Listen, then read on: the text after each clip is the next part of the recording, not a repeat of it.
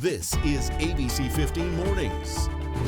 Now at 6, the Navajo Nation honoring the life of a fallen soldier. Community leaders now questioning an Army post in Texas. And so many families slowly reuniting as coronavirus numbers, they go down. How to make sure that you're being safe while seeing your loved ones. Also, another day to be extra cautious about how much time you're spending in the heat, especially after a number of mountain rescues reported as we kicked off this record hot holiday weekend.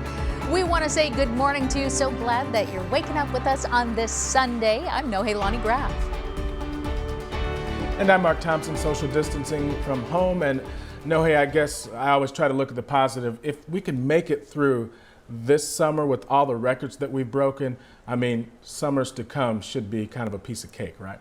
Boy, you would hope so. I'm going to at least say I have never been so excited for a holiday weekend to end, because that's where the light is at the end of this very hot tunnel. Yesterday, in fact, as we get into that most accurate forecast now, we shattered the record. The record was 113, and instead we rose to 115 by late afternoon. So we just pummeled that record. Today, we're on record watch again. The record is 111, and our projected forecast 112 degrees.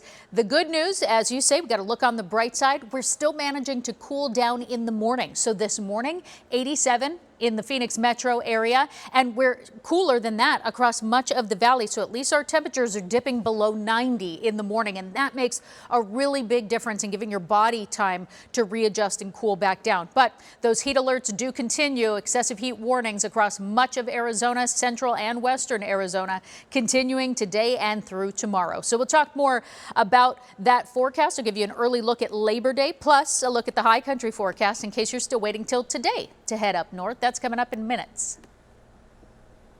All right, Nohe, thank you so much. And new this morning, a Flagstaff man is behind bars for allegedly shooting one of his good friends.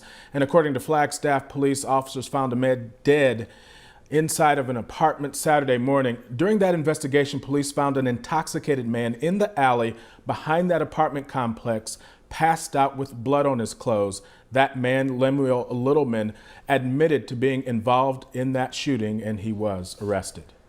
Developing this morning, a child is in the hospital after being hit by a car. This happened last night near 63rd Avenue in Osborne. Police say the child is in serious condition this morning, but the driver involved did stay on scene and is cooperating with the investigation. No word yet, though, on what led up to that crash. And another child in critical condition after he was found in a pool late last night. Phoenix firefighters say that it happened near 27th Avenue and Buckeye.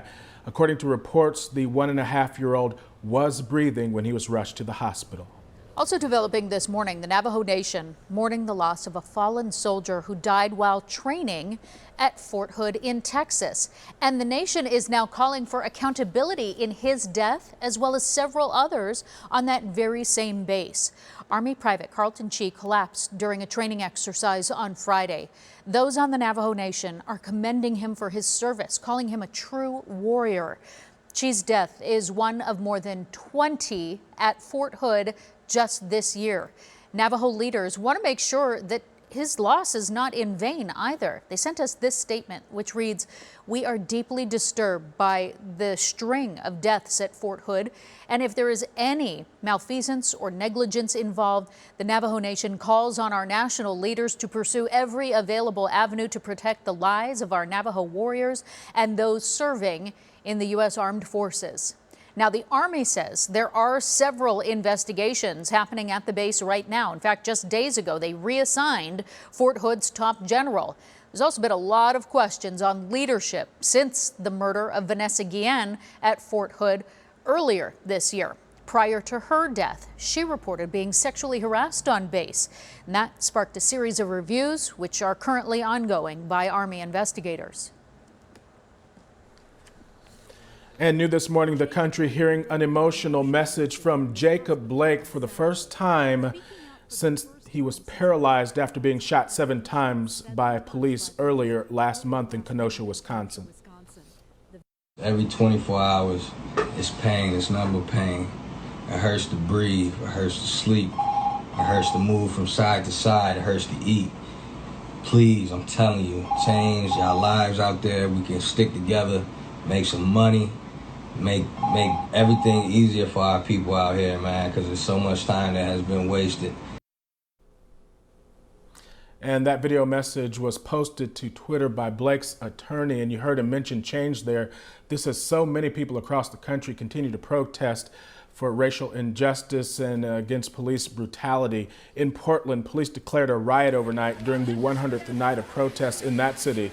They claimed that demonstrators became violent, throwing Molotov cocktails. Officers used tear gas to disperse the crowds, and then announced that those who did not leave would be arrested. Unrest erupted again this weekend after the shooting of a pro-Trump supporter during a clash with left-wing demonstrators. The alleged suspect was then later killed by police after reportedly trying to flee with an officer's weapon. To Louisville now, where hundreds gathered outside of the Kentucky Derby chanting Breonna Taylor's name. She was shot and killed by local police nearly 6 months ago while they were executing a no-knock search warrant. No charges have ever been filed, and the state is still investigating. Meantime, protesters are demanding the officers involved be arrested. Outside Churchill Downs, there were also counter-protesters, including a self-described white militia group. Police also out in full force, breaking up some pretty heated confrontations that unfolded. Protesters taking to the streets again last night to demand justice for Daniel Prude as well. He died in March after a struggle with police, and now we're learning that a grand jury will decide whether or not the officers involved will face charges. The altercation was captured on camera. Police say Prude was combative, spitting on them, claiming to have coronavirus. So they placed a hood over his head, pinned him to the ground, and several days later, Prude died at the hospital. It was ruled a homicide. The 7 officers involved have currently been suspended. Lastly, dozens gathered in Washington, D.C. following the shooting of 18-year-old Deon Kay on Wednesday. Kay was killed by D.C. police after officers say that they saw a gun in his hand during a chase. The peaceful protesters say that they want to see an end to police brutality and they want the officers held accountable. Back here in the Valley, it is one of the biggest talkers of the year. We are shattering the record books, and we have all felt it when it comes to the heat. Just this week, Phoenix had the hottest temps so far into this month ever, and it's also making it dangerous to do a lot of just everyday things outside. Here's ABC 15's Adam Waltz. 5 mountain rescues before lunch Saturday. All patients were having heat-related problems. North Mountain, South Mountain, and Camelback with 3. These men and women had less than 20 minutes before they were right back up the mountain, and in 2 of the 3 cases, the patients were at the summit. Everyone expected to be okay, but when it's 109 degrees at noon, 2 days before Labor Day, something's not right. We thought last year was bad, which it was, but wow, this year is shaping up to be significantly worse. Phoenix continuing to shatter records for the hottest summer ever recorded. July and August, the hottest months in Arizona's history. We've had 45 excessive heat warnings in nearly half of our state, now in an excessive drought, providing no relief for hikers, forests. You see the wildfires. How many wildfires we have. They just keep going, and they've been big, just one after another. By now, that should have been dropped. Or relief for us. This year, Maricopa County has reported 55 heat-related deaths as of August 29th. Cooler temps will hopefully come soon, but hold on to your ice packs because with the way things are trending, yeah, the unfortunately, qualitatively, the heat waves are going to become more common. Meaning the summers are only going to get hotter. So what that means is if you do plan to hike, you need to be off those trails by 10 o'clock, 11 o'clock in the morning, because that's when we hit triple digits. If you're heading to the high country, even though you will find relief, don't forget to continue to hydrate the same you would as if you were here in the valley, because it's toasty up there too. Look at Sedona, 105 is the forecast high today. It's going to be sunny and sizzling.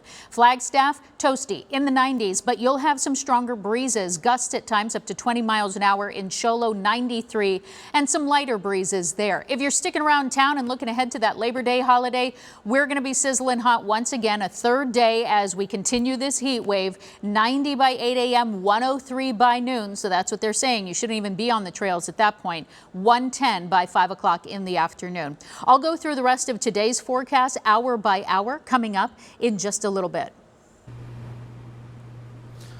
All right, Nohe, thank you. 6:10 now on your Sunday morning. What's normally a party-filled weekend, likely looking quite a bit different this year. We're asking local colleges how they plan to keep gatherings small and safe this Labor Day.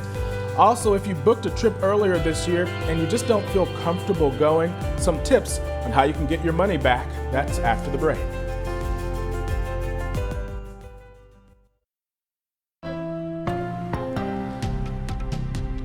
Welcome back, everybody, and now to the holiday weekend and the big test that this brings when it comes to staying safe. We've seen what happens after holiday weekends in the past, like a spike in cases following Memorial Day and the 4th of July. Health experts across the state hope that this time around it will be different. They aren't saying that you can't celebrate, they just want you to keep in mind that COVID-19 has not gone away.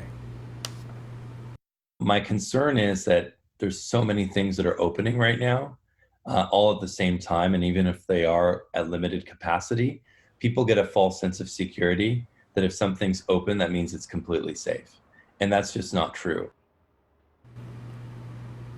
And another concern this weekend is college students throwing big parties. The University of Arizona, they say that they're going to be keeping an eye on things to make sure that they don't see another spike in cases. I was hearing, oh yeah, there's going to be a major party. I can tell you where it's going to be. It's going to be a blowout. Everybody show up. That is not, that's not the message that people are not adhering to the message. And he says university leaders, they know where some of these parties are planned, and they're working with local law enforcement to crack down on any gatherings violating those COVID-19 guidelines. They've also set up a task force focusing on making sure that students are staying safe off campus. We were ascertaining what their needs were, how we could help them to keep our students safe. In some cases, even doing testing off-site at some of these buildings. So we formed partnerships, and it's working really well. The university also plans on expanding testing on campus soon. And another issue that students and staff, faculty, everybody is going to be dealing with is the extreme heat this holiday weekend as well, Nohe.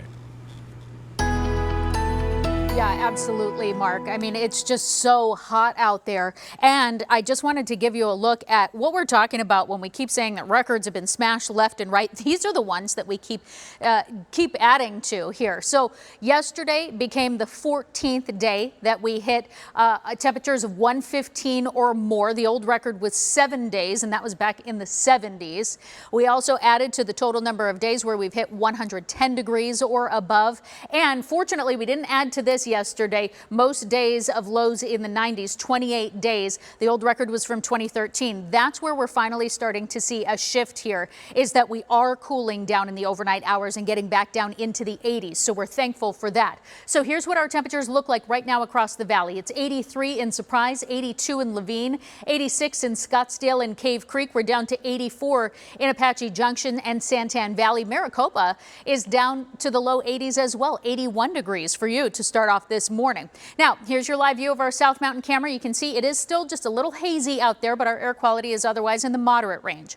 When we're talking about when it's time to get off the trails, in case these 80s are enticing you to go hiking this morning, here's what the warm up looks like hour by hour. So by 8 o'clock, we're in the 90s. That's a pretty warm time to be hiking, but if you can stand it, we'll be in the 90s through 10 o'clock. But by 11, we hit those triple digits, and that's when you should be off the trail already. Like we were saying earlier, a lot of the rescues happened afternoon, and as we had already hit a record high for the day, that is not the time to be on the trail. So remember that excessive heat warning is still in effect today across Arizona. Our forecast highs today when we reach that peak heat, 112 in Tempe, as well as Goodyear and Levine. It'll be 111 in Surprise and Peoria, 110 in the Deer Valley neighborhoods in Scottsdale, 106 up in Cave Creek today.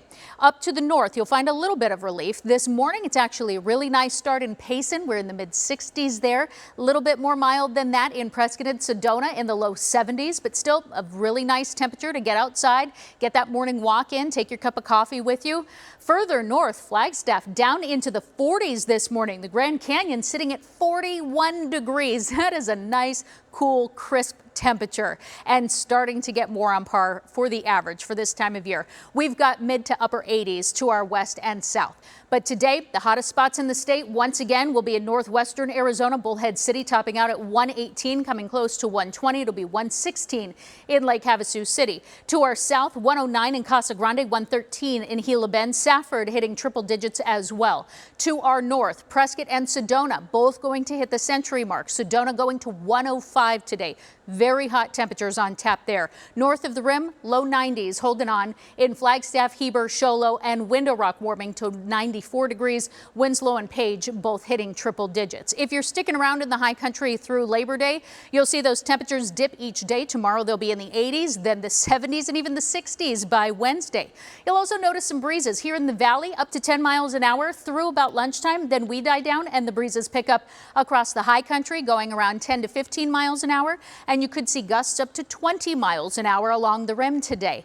Here in the valley, our excessive heat warning continues through tomorrow, so we just got to get through this holiday, and then our temperatures will finally start to die back down a little bit on Tuesday. We're at 106. Remember, the average for this time of year, we should be sitting at 103. We'll go below that on Wednesday and Thursday. It'll get breezy. Our temperatures will drop into the 90s, and our overnight lows are going to take us into the mid and even low 70s in some areas of the valley. So the middle of the week is really going to be a time to take a deep breath, Mark, and really enjoy the temperatures in the morning and even in much of the afternoon. Yeah, and that just put an extra smile on my face. No, hey, thank you so much. We're from vacation rentals to air travel to concerts. So many things have been canceled this year due to the coronavirus, but the hardest part for some is waiting on a refund. Here's ABC 15's Nick Saletti. Kathy Seefeld had to cancel a beach house. It ended up costing us almost $14,000. The VRBO offered a voucher, but no refund. Eula Williams and Lainey Daly had a flight canceled, got vouchers that have now expired. There's nothing they can do about it that my money is gone. Michelle Harper was planning on concerts. Personally bought Nickelback and the Doobie Brothers.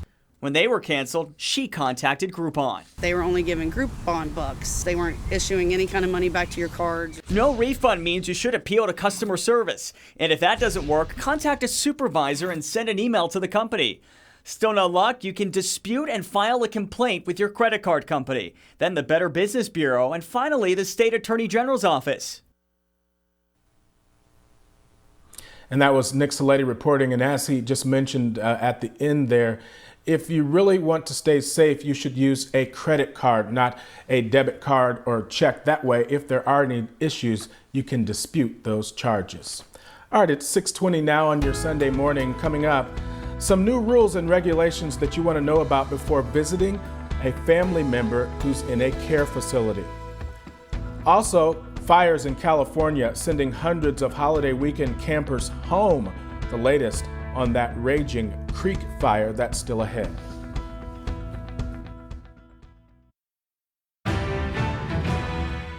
Families who have loved ones in long-term care facilities have gone 5 months without being able to see them, without being able to hug them. But now there is a chance to reunite with some of your family members, but there are very specific rules and protocols that you need to know about. So Dana Kennedy is joining us. She's the director for AARP in Arizona. Dana, thanks so much for being with us. Thank you so much for having me. I really appreciate it.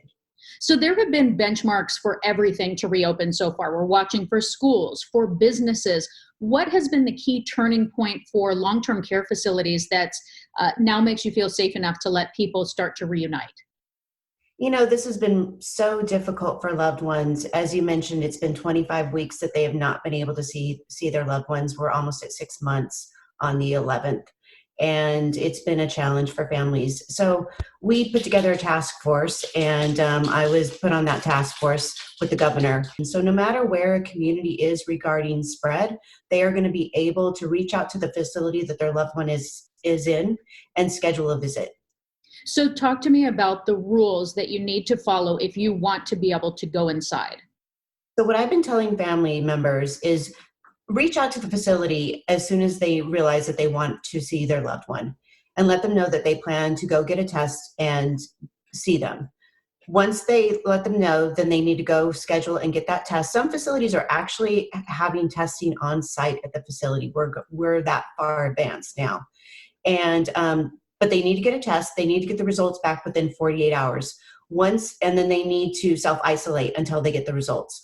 Once they get those results back, then call up the facility, let them know that they have the results back, that it's negative, and they want to schedule a visit ASAP. And so then they can go schedule a visit. When they go see their loved one, if they're in a private room, they can have 15 minutes together in that private room. They are to wear a mask. They are to wash their hands prior to going into that room. They do need to sign basically a waiver. And they also are supposed to keep that 6 foot of distance. What are the next steps? What else do we need to see happen at these facilities?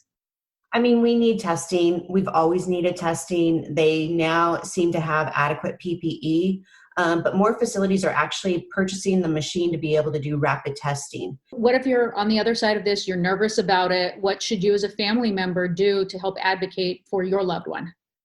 I mean, if they think that there's problems in the facility, then they should call the state ombudsman and let the state ombudsman know that they're having some problems. DHS is also putting a form on their website that the facility may not be offering a visit, even though they're supposed to. So they need to report that as well. But we do ask people to go ahead and schedule that visit, communicate with the facility, and arrange to get a test and be able to be reunited with their loved ones. People didn't get closure. They didn't get advance notice that they weren't going to be able to see them. So this has been very traumatic on families as well as the residents. And hopefully these visits will help that.